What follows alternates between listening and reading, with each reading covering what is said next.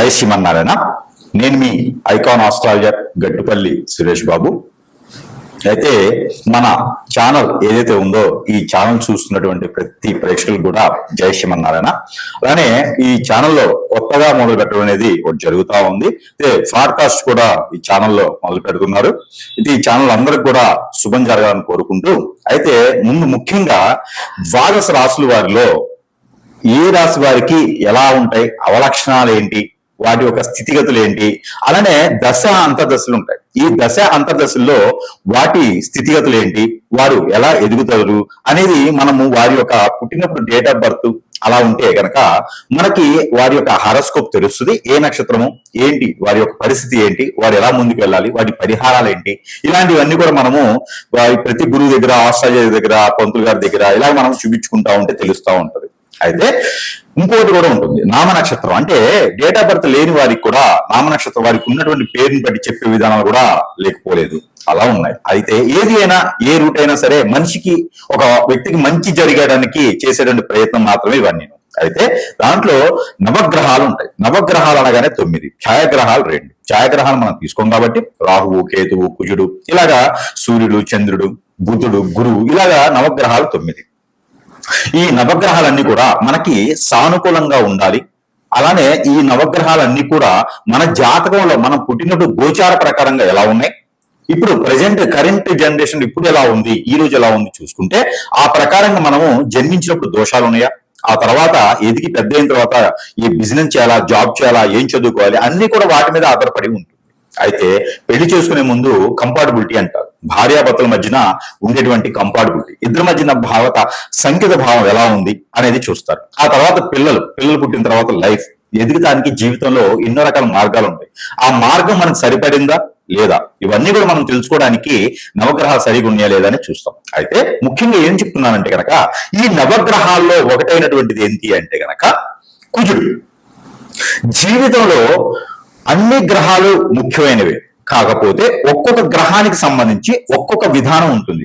దాంట్లో ఒకటి కుజుడు. కుజుడు ఏం చేస్తాడు అంటే పెళ్లిలోని కంపాటబిలిటీ, మన జాతకంలో కుజుడు ఏ ఒక స్థానంలో ఉన్నారు, ఏ రాశిలో నుంచి ఏ రాశి వారికి స్థానంలో ఉంటే వారికి ఏ గ్రహం శుభం అశుభ దృష్టి ఉంటుంది, ఏ స్థానంలో కుజుడు ఉండడం వల్ల ఎలాంటి లోపాలు ఉంటాయి, వాటి పరిష్కారం మార్గాలేంటి, ఈ దశగా మనం గమనించినట్లయితే కనుక, అయితే కనుక మనకి ద్వాదశ రాశుల్లో ఒకటైనటువంటిది మిథున రాశి. ఈ యొక్క మిథున రాశి వారికి కుజునికి సంబంధించినటువంటి దోషం ఎలా ఉంటుంది అంటే గనక, ఇప్పుడున్నటువంటి పరిస్థితి ప్రకారంగా, ఇప్పుడున్నటువంటి గ్రహరీత్యా ప్రకారంగా అయితే కన్యా రాశిలో కుజుడు ఉన్నాడు, కుజుడు సంచరిస్తున్నాడు. ఈ సెప్టెంబర్ 13వ తారీఖు 2020 సంవత్సరంలో కన్యా రాశి నుంచి తులారాశికి కుజుడు సంచారం చేస్తారు. అప్పటి వరకు కూడా కొన్ని గ్రహాలు ఇంకా మారే ఉన్నాయి. బుధుడు మారుతాడు, ఆ లోపున బుధుడితో పాటు శుక్రుడు మారుతాడు. శుక్రుడితో పాటు మీకు తెలిసిందే, రవి అయితే ప్రతి మాసంలో 15 నుంచి 15వ తారీఖులో మారుతూ ఉంటాడు. అలానే ఈ గ్రహాలన్నీ కూడా మారుతూ చంద్రుడైతే 3వసారి మారుతూ ఉంటాడు. అయితే ఈ యొక్క మిథున రాశి వారికి కుజుడు బాగా ఉపయోగపడతాడు. ఎందుకంటే మిథున రాశి నుంచి కుజ సంచారం చాలా ఉపయోగంగా ఉంటుంది. వారికి స్వస్థానంలో ఉన్న 2లో ఉన్న 4, 6, 8, 10, 12వ స్థానాల్లో కుజుడున్నా కూడా వారికి కుజుడు ప్రేమగా ఉంటాడు కాబట్టి కుజుడు వారికి మంచే చేస్తాడు. ఎందుకంటే వాడు బోళాశంకరుడి యొక్క స్వరూపం కాబట్టి, మిథున రాశి వారు బోళాశంకరులా ఉంటారు కాబట్టి, దాంపత్యంగా ఉంటారు కాబట్టి, ఆ మిథునం అంటేనే దంపతులు అంటారు, మిథునం దాంపత్యం అంటారు. అంటే అర్ధశంకర అవతారం కూడా ఉంటుంది కాబట్టి, ఆ ఒక శంకుని యొక్క చక్ర శంఖ ఉంటుంది కాబట్టి, ఆ ఒక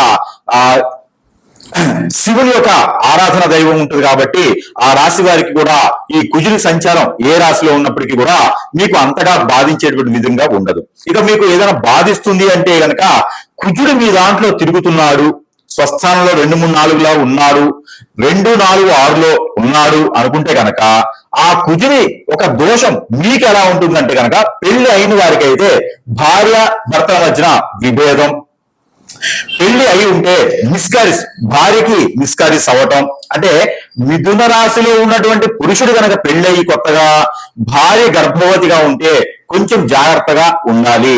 ఇక్కడ 4వ స్థానంలో కుజుడు ఉండగా పెళ్లి చేసుకున్న వారికి, 6వ స్థానంలో కుజుడుగా ఉన్న పెళ్లి చేసుకున్న వారికి అయితే ఇది ఉపయోగపడుతుంది. మీ గోచార ప్రకారంగా కూడా 4-6లో పెళ్లి 4-6లో కనుక సంచారం అయినటువంటి కుజుడు ఉన్నా కూడా ఇదే ఒకటి అయితే ఖచ్చితంగా వర్తిస్తుంది మీకు.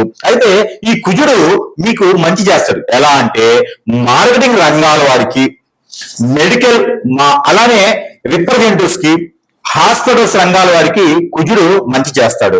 అలానే డ్రైవింగ్ ఫీల్డ్ ఉన్న వారికి సంచారం బాగుంటుంది. టూరిజం బాగా చేస్తారు. కాబట్టి మిథున రాశిలో ఎవరైనా ఉంటే మీ దాంట్లో కుజుడు బలంగా ఉండడా టూరిజం కానీ, ఎక్స్పోర్ట్ ఇంపోర్ట్ బిజినెసెస్ కానీ, ఇలాంటి మీరు ఏదన్నా ట్రావెల్ కి సంబంధించిన దానికి వ్యాపారాలు పెట్టుకోండి, అద్భుతంగా పైకి స్థాయికి వెళ్తారు. అలానే విదేశాల్లో జాబులు చేయాలనుకుని, గల్ఫ్ కంట్రీస్ కి వెళ్ళాలనుకున్న వారు ఎవరైనా మిథున రాశిలో ఉన్నారా, ఖచ్చితంగా మీ స్థానం కుజుడు మీకు బలంగా ఉన్నారా మీ పని అయిపోయినట్టుగా. పై స్థానానికి వెళ్ళేదానికి మీకు అవకాశాలు కూడా మెండుగా కనిపిస్తాయి. కాబట్టి ఇంకా కూడా మీకు బాగుండాలి. ఇంకా దాని తగ్గట్టుగా మీకు కాలసర్పదోషం, నాగదోషం, కుజదోషం, ఇంకా మీకు ఏదన్నా శని భగవాన్ యొక్క అశుభ దృష్టి, ఎట్లానో శని భగవాన్ అశుభ దృష్టి 2 సంవత్సరం మీకు తప్పదు. ఆల్రెడీ 6 నెలలు అయిపోయింది కాబట్టి ఇంక 2 సంవత్సరాల పాటు ఉంటుంది. అవన్నీ కూడా దోషాలు పోయేందుకు, ఆ దోషాన్ని పటాపంచలేందుకు చిన్న పరిహారాలుగా మనం చెప్పేదానికి ఈ కుజుడి సంచారం వలన సెప్టెంబర్ 13వ తారీఖు వరకు కూడా కుజుడి సంచారం కన్యా రాశిలో ఉంది. కాబట్టి ఆ తర్వాత తులారాశిలో వస్తుంది. కాబట్టి మిథున రాశి వారి చిన్న పరిహారం చేసుకున్నట్టయితే కనుక ఖచ్చితంగా వారికి ఉన్నటువంటి దోషాలను కూడా పటాపంచలేకపోతే పెళ్లి కానటువంటి వారికి పెళ్లిలో అయితే మరొకటి వీరికి శుభవార్త అని చెప్పొచ్చు. కన్యా రాశి నుంచి తులారాశికి సంచరించిన తర్వాత 3 మాసాల లోపు కనుక లవ్ చేసి ఉన్నటువంటి మిథున రాశి వారు ఎవరైనా ఉండి ఎక్స్ప్రెస్ చేయలేకపోతే కనుక ఎక్స్ప్రెస్ చేయండి. ఖచ్చితంగా లవ్ సక్సెస్ అయ్యేసి పెద్దల వద్దకు చేసుకొని ఆ పెద్దల సమక్షంలోనే లవ్ మ్యారేజ్ కాస్త అరేంజ్ మ్యారేజ్ చేసుకునే కూడా అదృష్టం ఉంది. కాబట్టి ఆ మేర ప్రయత్నం చేయండి. ఆ తర్వాత మనకి ఈ యొక్క చిన్న పరిహారం చేసుకున్నట్టయితే ఆ కుజునికి సంబంధించిన దోషాలన్నీ పోతాయి. అలానే మీకున్న సింప్టమ్ ఏంటంటే రాత్రిపూట నిద్ర పట్టకపోవడం, అలానే ఎక్కువ తినడం వలన అరక్కపోవడం, ఒబిసిటీ లాంటి ప్రాబ్లమ్స్, ఆస్మా లాంటి ప్రాబ్లమ్స్ వస్తాయి. అది ఎందుకు అంటే ఈ యొక్క కుజుని దోషం వలనే అలాంటి ప్రాబ్లమ్స్ వస్తాయి. కాబట్టి అక్కడ దానికి తగ్గటువంటి పరిహారాలు చేసుకుంటే సరిపోతుంది. అలానే ఈ రాశి వారు కనుక ఈ పరిహార నిమిత్తం చేసుకుంటే ఖచ్చితంగా ఆ కుజునికి సంబంధించిన దోషం కూడా పటాపంచలేదానికి అవకాశం లేదు అని చెప్పలేం. అయితే ఈ రాశి వారు ఎవరైతే ఉన్నారో ఈ రాశి వారు కనుక ఈ చిన్న పరిహారం చేసుకున్నట్టయితే కుజునికి సంబంధించిన దోషాలన్నీ కూడా ఖచ్చితంగా పటాపంచలేసి వారి జీవితం అంతా కూడా సుసంపన్నంగా, సుశోభనంగా, బహువిధంగా ఉండేలాగా ఉంటుంది. కాబట్టి మీరు అందరూ కూడా ఈ చిన్న పరిహారాలు పాటించేసి అదృష్టవంతులు అవ్వచ్చు. ఆ పరిహార నిమిత్తం ఏంటంటే కనుక పరిహారాల కన్నా ముందు ఒక చిన్న విషయం ఈ గురువు గారు చెప్తున్నారు. ఏమిటి అంటే నేను మీ అందరి కోసం కూడా ఒకటి తీసుకురావడం జరుగుతూ ఉంది. అది ఏమిటి? నాగమణి. ఈ నాగమణి అనేది ప్రతి ఒక్కరు కూడా నేను ఉచితంగా మీ చెంతకి చేర్చడం అనేది జరుగుతుంది.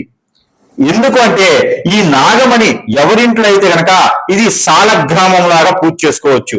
ఇంట్లో పూజా మందిరంలో పెట్టేసి పూజ చేసుకోవచ్చు. ఈ సాలగ్రామంలో పూజ చేసినటువంటి నాగమణి ఏదైతే ఉందో ఈ నాగమణి అనేది గనక మీ ఇంట్లో ఉందా మీకు అదృష్టం తొలతూగుతున్నట్టే, ధనధాన్యాలు వర్షం కురిసినట్టే, మీ ఇంట్లో నెగిటివిటీ అంతా పోయినట్టే. మీకు కాలసర్పదోషం, నాగదోషం, కుజదోషం, సర్పదోషాలు ఇంకేమైనా ఉన్నా, మీకు పూర్వీక శాపం, పూర్వీక దోషం, అలాంటి శుక్ర దోషాలు అంటే ఏమైనా ఉన్నా, పెళ్లిళ్ళు కాకపోయినా, నిద్ర పట్టకపోయినా, ఆందోళన, బ్లాక్ మ్యాజిక్, హిప్నాటిజం, చేతబడి, ఇలాంటి బాగలముఖి, భానుమతి విద్య లాంటివి జరిగినాయా మీ అందరికీ కూడా శాశ్వత పరిష్కారం కాకపోయినా ఉపశమనం అయితే మాత్రం ఖచ్చితంగా ఈ నాగమణి అనేది ఇస్తుంది. బాలరిష్ట రోగాలున్నా, దిష్టి దోషాలున్నా కూడా ఈ నాగమణి దిష్టి తీసుకొని కాల్చుకోవచ్చు. అది ఒక ప్రక్రియ. లేదు ఇంట్లో పూజా మందిరంలో పెట్టేసి ప్రతినిత్యం కూడా దీప ద్వైప నైవేద్యం పెట్టినట్టయితే కనుక మీకు ఆ దోషాలను కూడా పటాపంచలేకపోతుంది. కాబట్టి ఇది ఒక చిన్న పరిహారం. నా వంతుగా నేను అందరికీ కూడా ఉచితంగా ఇవ్వడం అనేది జరుగుతూ ఉంది. ఇకపోతే ఈ నాగమణితో పాటు ప్రతి రాశి వారు కూడా చేసుకోవాలి అనుకున్నటువంటి పరిహారాలు కొన్ని ఉన్నాయి. ఆ పరిహార నిమిత్తం కూడా మీరు చేసుకున్నట్టయితే కనుక ఈ యొక్క దోషాలను కూడా పటాపంచలేకపోతాయి. దాంతో పాటు ఈ యొక్క కుజి దోషం ఉన్న వారు ఏం చేయాలంటే కనుక ముందుగా దానం. ఆ దానం ఏంటి? కందులు 1 కిలో, అలానే గోధుమలు 1 కిలో, ఉలవలు 1 కిలో ఇవి తీసుకోవాలి. ఇవి తీసుకొని రాగి పాత్ర, చెమ్ము, గ్లాసు, తీగ, ఏదైనా రూపు ఏదైనా ఒకటి చేతిలో తీసుకోవాలి. ఇవన్నీ కలిపితో పాటు దానిమ్మ పళ్ళు ఉంటాయి. ఈ దానిమ్మ పళ్ళు కూడా ఒక 6 తీసుకోవాలి. అలానే మనకి సీజన్ వైజ్ గా వచ్చేటువంటి రేగి పళ్ళు, లేదా రేవి ఆకు లేదా రేవి కొమ్మ ఇవి కూడా తీసుకోవచ్చు. ఇవన్నీ కూడా బ్రాహ్మణోత్తమునికి దానం ఇవ్వాలి. మీ సమీపంలో ఎవ్వరు తీసుకోవట్లేదా? ఇవన్నీ తీసుకెళ్లి నవగ్రహాల్లో ఒక గ్రహమైనటువంటి కుజుడు ఉంటాడు. ఆ కుజుని మీద నమస్కారం చేసుకుని, నాయన నాకేం తెలియదు, నా కుజుడంతా బాధిస్తున్నాడు, కాపాడండి అని చెప్పేసి అని ఆ స్వామి వారి మీద అభిషేకం చేసుకోండి. ఏదైనా మంగళ బుధవారాలు ఉదయం సమయంలో చేసుకుంటే ఆ కుజుని చుట్టూ కాకుండా నవగ్రహాల చుట్టూ 11 ప్రదక్షిణ చేయండి. ఓం నమో కుజ ఈశ్వరాయ నమః అనే మంత్రాన్ని జపనం చేసుకుంటూ ప్రదక్షిణ చేయండి. ఈ ఏవైతే మీరు తీసుకెళ్ళిన ధాన్యం ఉందో అది అక్కడ వదిలేసేయండి, అంటే స్వామివారి మీద పోయండి. మరొక రెమెడీ, మీరు ప్రతినిత్యం కూడా నవధాన్యాలు అని దొరుకుతాయి మనకి పచారీ షాపుల్లో, పూజ సామాగ్రి షాపుల్లో నవధాన్యాలు అంటే ఇస్తారు. మనం ఇల్లు కట్టుకునేప్పుడు శంకుస్థాపన చేసేప్పుడు కూడా నవధాన్యాలు వేస్తాం. ఆ నవధాన్యాలు తీసుకొచ్చుకొని ప్రతినిత్యము కూడా నాకున్నటువంటి గ్రహరీత్యా దోషాలన్నిటితో పాటు కుజ దోషం కూడా తొలగిపోవాలి అని అనుకుంటే కనుక, నాకు కుజ దోషం సింటమ్స్ ఉన్నాయి అనుకున్న వారు నవధాన్యాలు 1 టీ స్పూన్ అంత తీసుకొని చేతిలో పెట్టుకొని క్లాక్ వైజ్ గా దిష్టి తీసుకొని అవన్నీ కూడా పారేటువంటి నీటిలో కానీ పొదలుగా ఉన్న చెట్లలో కానీ వేయాలి. ఇదొకటి. వీటితో పాటు తెల్ల ఆవాలు కూడా తీసుకోవచ్చు. గసగసాలని దొరుకుతాయి మనకి.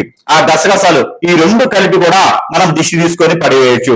మరొక రెమెడీ, అలానే ఈ కుజ దోషం బాధిస్తుందన్న వాడు, ఏ పనులు ముందుకెళ్ళట్లేదన్న వాడు ఈ యొక్క పరిహారం చేసుకోవచ్చు. ఏమిటది అంటే, మిరియాలు అంటే పెప్పర్ అంటారు, బ్లాక్ పెప్పర్ సీడ్, ఇవన్నీ కూడా మనం తీసుకొని ఏదైనా మంగళవారం రోజున ఆ నవగ్రహాల వద్ద ఉంచి, లేదా హనుమాన్ మందిరంలో కానీ, లేదంటే కార్తికేయ దగ్గర కానీ, సుబ్రహ్మణ్య స్వామి దగ్గర కానీ అవి ఉంచేసి అవి తీసుకొచ్చుకొని ఇంట్లో పెట్టుకొని అవన్నీ కూడా మనము ప్రతినిత్యము ఉదయాన్నే పరగడుపున ఒక 2 మిరియాలు తిన్నట్టయితే కనుక మీకు కుజులకు సంబంధించిన దోషం అనేది కూడా కొంతమేర తగ్గుతుంది.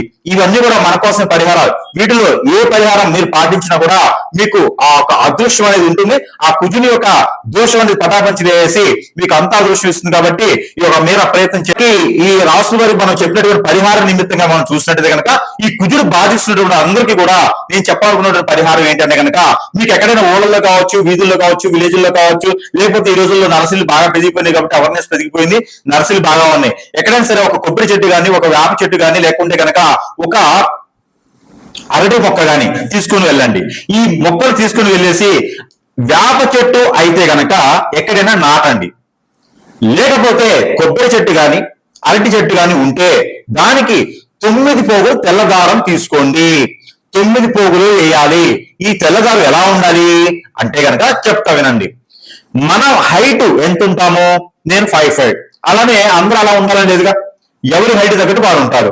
వారు ఏం చేయాలంటే తెల్లని దారం తీసుకొని బొటన వేలు నుంచి తల వరకు ఇలా కొలుచుకోవాలి. 9 పోగులు కొలిసినటువంటి దారాన్ని, ఈ 9 పోగుల్ని సగం చేయాలి. సగం చేసి దానికి పసుపు, గంధం, అలానే కుంకుమ 3 రాయాలి. ఈ రాసినటువంటి దారాన్ని ఈ ఒక కొబ్బరి చెట్టు కానీ, అరటి చెట్టు కానీ కట్టండి. అంటే ఆ మటకి కట్టేసేయండి. కట్టేసి ఆవు పాలు, ఆవు నెయ్యి కలగలిపినటువంటి పన్నీరు, కుంకుమ పువ్వు కలగలిపి ఆ పాదిలో పోయండి. అలా చేసి ఆ కర్పూరంతో వెలిగించినటువంటి దీపారాధన కావచ్చు, కొబ్బరి నూనెతో చేసినటువంటి దీపారాధన కావచ్చు, చేయవచ్చు. ఇలా చేసినందు వలన మనకి ఆ కుజ దోషానికి సంబంధించిన నివారణ తగ్గుతుంది. పెళ్లి కానటువంటి వారు పెళ్లి అవుతుంది. భార్యాభర్తలు పెళ్లి విడిపోతారే, వాళ్ళు కూడా కలిసి ఉంటారు. కాబట్టి ఈ పరిహారం ఖచ్చితంగా చేయండి. దానితో పాటు ఇంకో పరిహారం ఏమిటి అంటే, పిల్లలు ఎవరికైనా పుట్టట్లేదా, కుజదోషం బాధిస్తుందా, ప్రెగ్నెన్సీ ఫెయిల్ అవుతుందా, ఇలాంటి వారు ఎవరైనా ఉంటారా? ఉన్నారు.